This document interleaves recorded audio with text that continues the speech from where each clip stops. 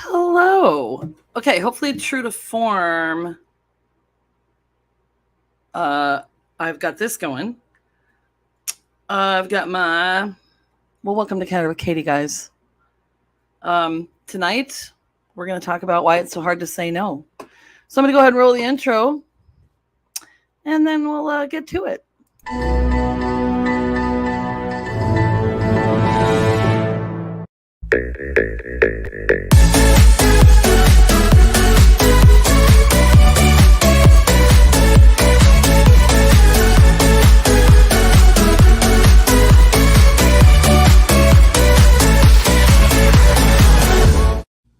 Boom! Let's do this. All right, I really got to work on my soft opens, don't I? And I also have to work on the lighting in my studio. Look at, I'm very shiny today. Hello, shiny. All right, so I'm going to talk to you guys about a situation, but let's talk about this. Do you have a hard time saying no? Is that something that's hard for you to do? So let's look at this for a minute, okay? So I got some of the info is mine. Some of it I got from this, which is a blog on how to say no from Better. I thought that said Buttercup at first, Better Up, and then also Psych Central and Tiny Buddha. I love Tiny Buddha. Okay, why is it sometimes so difficult to say no? Why? Ooh, good. We have a comment already. Oh, did you notice down below? I've got my Katie and then the Candor Katie down there because I'm fancy. Denise, hi. Funny thing is, I will be missing Denise this weekend. I will not be seeing her. It's kind of a bummer. Okay, so why is it sometimes so hard to say no? And it could be uncomfortable situations or whatever else. Okay, so for many people, saying no is packed with guilt. Maybe you're afraid of disappointing someone. Maybe you're anxious to turn down a boss or a lover. Maybe you're a people pleaser. Maybe because sometimes when we're kids, we're taught to be polite and saying no is seen as combative. I don't know. What do you guys think? Do you have this issue? Do you know what it is? So it starts in childhood and it could lead into adulthood. I mean, and not everybody. So I'm getting better at it. And this is something I'm constantly working on. So I'll tell you my story in a minute. It's kind of uncomfortable. But when you avoid saying no, you're afraid. Maybe you think people will think that you're unable to perform your duties, that you're afraid that you can't perform your duties. But that can make it when you're having a difficult time saying no to other people, it can also create. I'm very shiny, aren't I? It can also create difficulty with you saying no to yourself, which is something that I do as well. Okay, so we have a need to belong because we're afraid of conflict. Okay, so that's part of it. Saying no could be for little things or for huge things. So it could be things like you're with your significant other and you don't want to tell them you don't want to go to a certain restaurant for dinner. Telling a mother-in-law, father-in-law, I can't come to your house for Christmas, or your own parent. Telling a spouse, I don't want to be married to you anymore. I mean, some of them can be huge, right?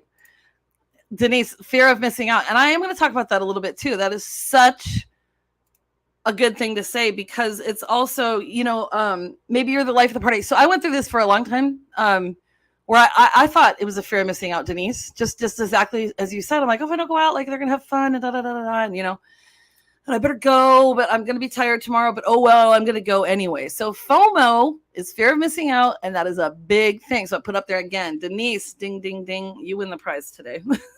Okay? So regardless of what your reasoning is, you might be afraid of what their reaction is also. So if you're, I can't come to your house for Christmas to your parent, maybe they're going to, tell you how disappointed they are in you, how sad they are. They're going to be lonely without you, whatever. And it's just, that's disappointing someone. Maybe if you're going to get a divorce or you're breaking up with someone, it's what they're going to say about you and to you. And I'm going to make your life a living hell, or just the things that make it difficult for you to say no and to let something go. Okay. So here's my story. And I wasn't going to talk about this because it's weird, but so it kind of, it irritates me because I looked at it as like, why would this happen to me? Like me, Katie Horgan of all people, why would this happen to me?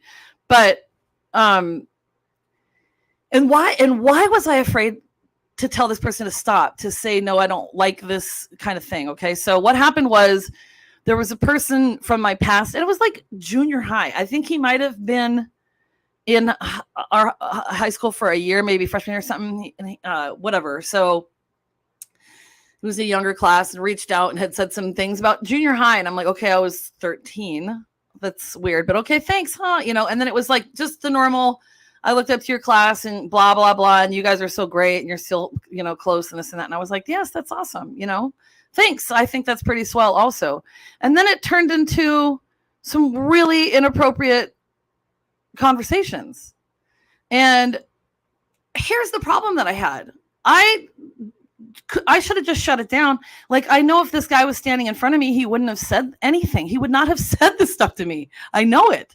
And so I've been working on like de-escalating. I'm pretty good at de-escalating things. And as a realtor, you got to deal with people all the time. And then I thought, well, maybe I'll keep a journal and see how I just de-escalate things and see how it made me feel and see what the outcome was and that kind of thing. So I was like, okay, so when it first happened, I just was going to approach this with, okay, so here's how I responded.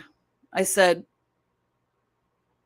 I'm going to go ahead and politely decline. And that's how I said it. And I thought, okay, let's just see where this goes. Like, I don't need to make anybody uncomfortable. But why? Is this person thinking about my uncomfortability? No. So I said, I'm going to go ahead and politely decline. And then he came back with, yeah, the same. And then he said, sorry, I jumped into the deep end of the pool last night. My ADHD got the best of me. My ADHD, that's not a symptom. Believe me, I know that's not a symptom of ADHD. Okay. No. So I'm like, okay, you know what? If it's going to be anyone, it should, you can say this to someone like me. It's fine. Water under the bridge. Let's move on. And then I wasn't expecting the conversation to continue. And then, he came back with some small banter things and this and that, and then immediately went into something even more inappropriate. And I didn't answer. And I should have just said stop. I should have blocked him or whatever. I don't know why I have a problem with blocking people too. I think I've only blocked one or two people in my whole life. And so I ignored it. And then he came back with, did I scare you or something? Or he said something. And I just came back with, I just don't know how to respond, especially when it came out of nowhere. Like, I'm thinking, first of all, I didn't really know this guy umpteen years ago.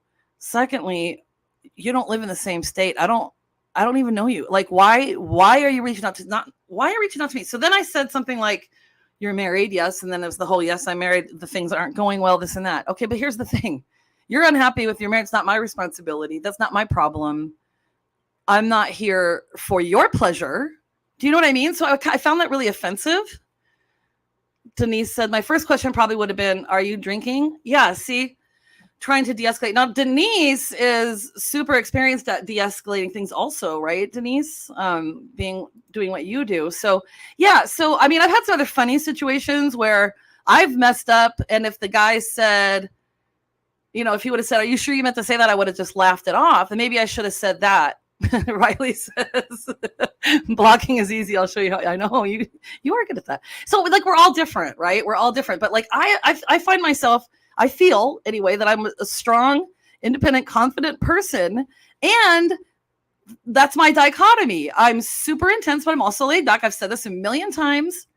But I'm also like, I speak my mind. I do. And those of you that know me really well know that. But then I also just don't, right?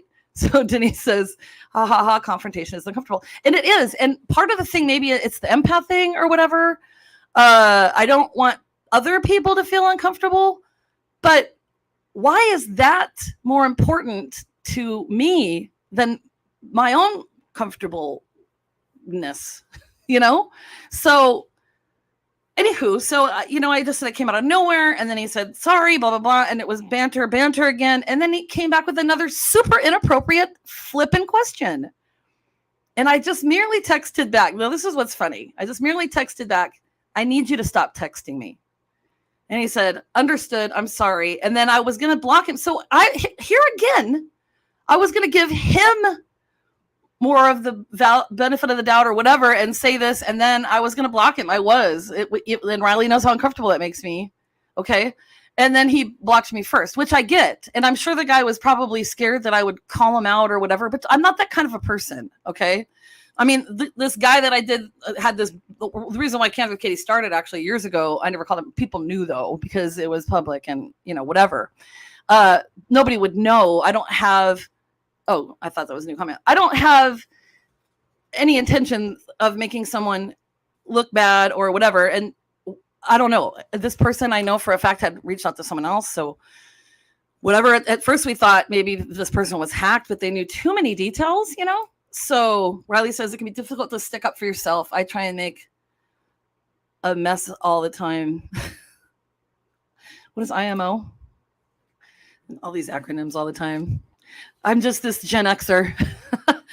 Anywho, that's my story. And it's weird. And I just know that it just happens to everybody, I feel like. And it's disappointing. And I'm allowed to say no. You are allowed to say no. It's okay. You can protect yourself. You don't have to be uncomfortable. And, oh, Riley says, in my opinion. Okay, thanks. Thanks for the clarification. So when should you say no? Okay, there are times when you should say no. So when you're uncomfortable, hello. Okay, I wrote a couple notes down. When you feel guilty or obligated, say no. When you're overloaded, if it crosses your personal boundaries, and if you're just doing it to please someone else, okay? So saying no, as I'm coming to find out, I'm sorry, I hope I'm not talking too loud because you know me. Saying no is important for your mental well-being, to prevent burnout. It's self-care. It can help you stay focused on your goals, okay? So Denise says, is it easier or harder to say no as you mature? That is an excellent question. It's easier for me in a lot of ways as I mature, because I'm so mature. I think mentally I'm always going to be a teenager. But I've been working on it, and that's what's interesting is it's that we have to work on this, that we don't feel that we can have boundaries, okay? But it is easier, except for certain situations. And maybe, Denise, this situation was harder for me because I'm not used to that kind of communication. But then again, I am. And because this is why I don't want to join the dating sites, because literally these are the kind of conversations I have with men that I don't even know.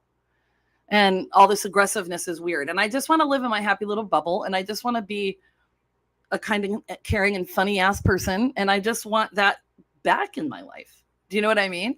So it's just very strange to me. It's frustrating, but I thought, you would probably enjoy the story. I don't know why I didn't handle it better, but at least I don't have to talk to the guy anymore, right? Okay, so here's some ways to say no. Okay, I have another commitment. I don't have the bandwidth for that right now. And that is a total legitimate thing sometimes when you're feeling really overwhelmed, right? Okay, so I typed that in twice. Maybe that's an important one. Take note. Okay. Thanks for thinking of me. However, I'm not able to. I'm sorry. I'm not able to fit this in. Unfortunately, I already have plans. Maybe next time. So those are really good things to say. And like what I did for a long time. So I got another comment. Riley says, blocking someone is like an immediate ghost. I know. Okay, so Riley, that's a whole other. That's a perfect thing to say, but that's a whole other topic, because sometimes I feel people are blocked and they don't have their fair say in the matter or whatever. Or if you block someone without giving them a reason or whatever. I mean, it just depends. There's a whole lot of things. But yes, I don't like being ghosted. It's not fun.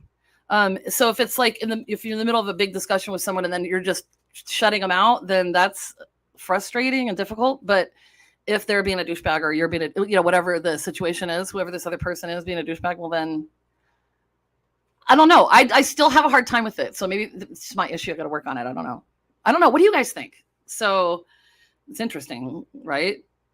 So here's the deal. This is what I wanted to fill you in on. I don't know if I told you this earlier. It is not your responsibility for how others react to your no. I'm going to repeat that. It is not your responsibility for how others react to your no. Okay. Um, Depending on the situation, was this guy thinking about my feelings when he was texting me these inappropriate things? Maybe. Maybe he wanted me to feel uncomfortable. I don't know. But it is not your responsibility, again, for how they react to your no. You are it's perfectly acceptable for you to protect yourself. Okay. It is. So, isn't this an interesting topic? Do you guys have a hard time saying no? The whole blocking thing. Thanks for bringing that up, Riley, because we are going to talk about that in another one. Because I think I have before, but I'm not sure. I probably need some expert advice on that one. But I just want you guys to remember this, okay? For many people, saying no is packed with guilt. You don't want to disappoint someone. Maybe you're anxious to turn someone down. Ask yourself, why am I avoiding this? Is there any other info that can help me make a better decision? Okay. What can I gain from this? What can I lose from this?